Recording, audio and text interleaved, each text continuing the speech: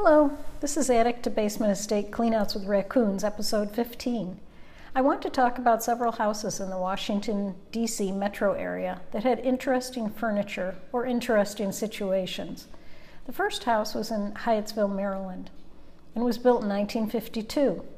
It was a simple cleanout to get the trash out and some items so the house could be staged for sale. I was able to take care of that in 9 hours. I loved the embroidered chair and the glass lamp and the old dresser, which I did see in many other houses, but I never got tired of seeing it. The folding bicycle was something new to me, and I had never seen a ship's speed control throttle in a house before.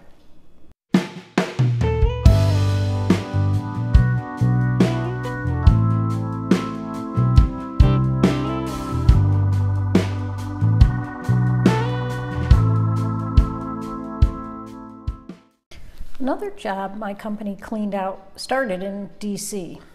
It was a 4-bedroom house with an in-ground pool. The woman had been a D.C. judge and had died, leaving one daughter behind.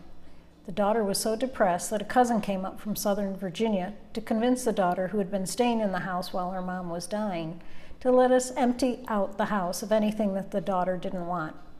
I knew the daughter had a house in Maryland where she had lived with her own daughter and husband. The daughter's husband and daughter had died in the last decade, and now that the mother had died, the only child was in deep depression. The daughter sat in the living room and watched TV while we cleared out her mother's house, and she took her dog for long walks.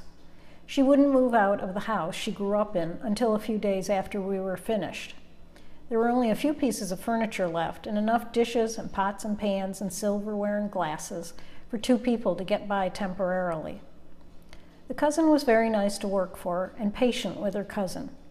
6 weeks after we finished with the D.C. house and the daughter went to stay at a hotel that allowed pets, we were contacted by the cousin to clear out the Maryland house.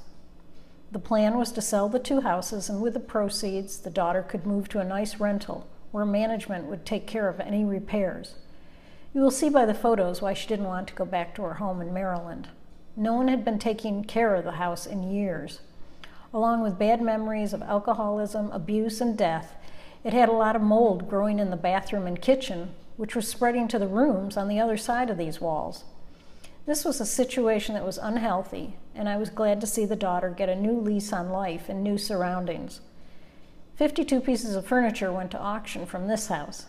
2 years later, the house sold for way under market value to a renovation company.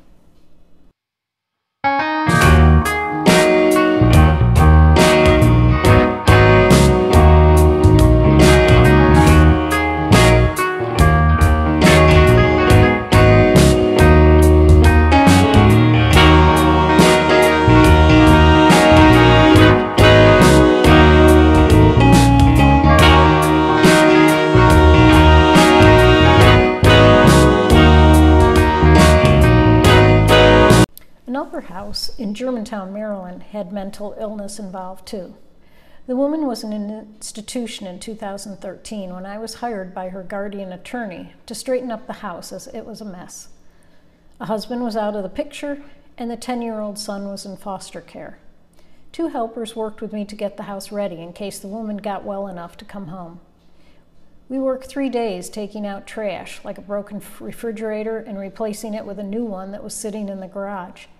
We organized the kitchen and bathroom cupboards and put clothes and books that were on the floor and tabletops back in closets and bookcases.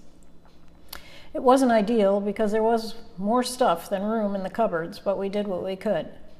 The house was 2,800 square feet, which included a huge addition over the garage that was a second living room and office off the master bedroom. There was also a shed in the back of the half-acre yard. We hoped that the woman would get well enough to come home. In July of 2014, I was called by the guardian attorney again and asked to empty out the house, as nothing had changed in the woman's mental status. So the house and 2 cars were going to be sold. I've included 5 photos of the house that I took, but it really doesn't do justice to the amount of stuff in the house and the 6 days it took 2 helpers to get this house empty. Junk It Dump It took 3 large truckloads of trash to the dump and 3 large truckloads to Associated Auctioneers.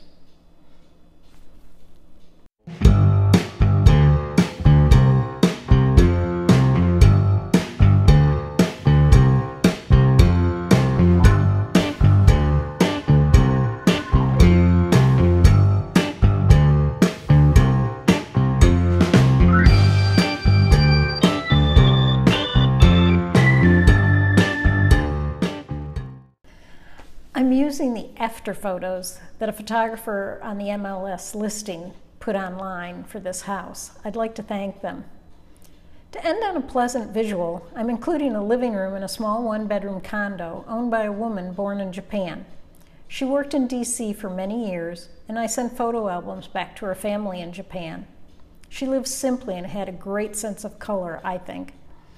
Thank you for watching.